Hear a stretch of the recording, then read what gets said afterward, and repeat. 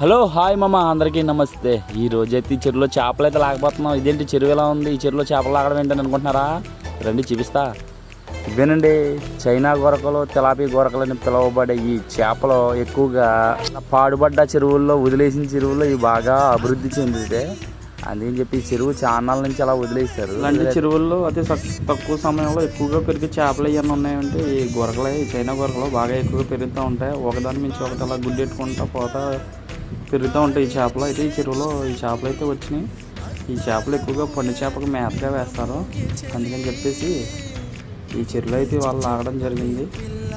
చేపలు వాతావరణం బట్టి ఇవి పట్టడం జరుగుతుంది. ఏంటంటే వాతావరణంలో కొంత ఉక్కబోతగా ఉంటే అవి ముట్టుల మీద తేలుతూ ఉంటామన్నమాట. అప్పుడు లాగడానికి వీలు అవుతుంది. మామూలుగా అయితే ఇది చేపలు బతుకుండగానే ఉంటేనే పండు చేపకు బాగా వేస్తారు.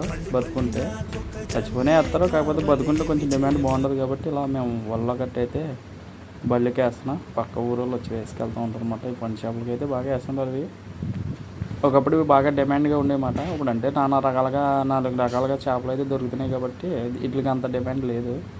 ఇంతకుముందు అయితే ఫస్ట్లో అయితే ఎక్కువ డిమాండ్ ఉండేమాట చైనా గొరక.